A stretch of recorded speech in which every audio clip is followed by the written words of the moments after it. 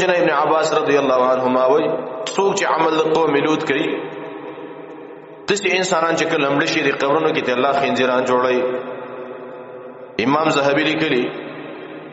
وای دوه کسان په قبر کې خدای شوی دوه قبرونه دا یو به ورشه دا بل به وسه هغه بل به ورشه دا بل به وسه. عیسی علیہ السلام الله ته ویل چې الله دا راځوندې کته پوښتنه وکما چې کله راځوندې کله ته پوښتنه ته وکړه چې دا ولې وای دوی دوه کسان یو بل سره په دنیا کې بد اخلاقی کړي ودواله کانو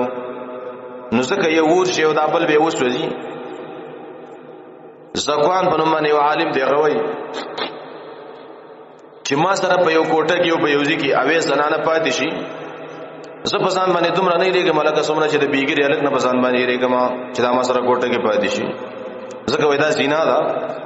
الکانو ته قتل. سفیان ثوری رحمه الله یو ورځ غسل کو حمام کې کشر الګ روانو وای اخرج عن نظمان یوباسي ځکه دا بدنه ده. حدیث کې راغلی نبی صلی الله علیه وسلم یو پدراغه هغه کې یو الکو نبی صلی الله علیه وسلم ته دا رسته کیا. امام احمد بن حنبل درس ته یو کس راته هغه سره یو خیسته الکو امام احمد بن حنبل ورته ویلي وای دا څوک دی وای دا مې خوره دی وای دا د درس لمرا ولا زکه څه خو باندې خبر شوم چې دا د خوره دی د خور دی دی لیکن نور ته پته نه بدنام بدی کی. شیخ الاسلام ابن قیم رحمه الله ناشنا قول له وای کله چې هغه انسانان مړ کیږي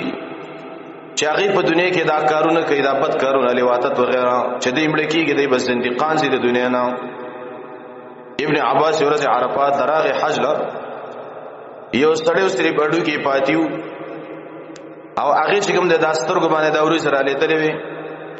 عبد الله ابن عباس ته پوښتنه کوي به دې بس کول وې دې بدا کارونه کول غلط وای هغه فجړا شو. عبد الله ابن عباس ویل کله چې یو سړی د الله د ذکر نه غافل وي د الله ذکر نه کوي الله په دې مرزونو کې اخته کوي د الکانو عشق کې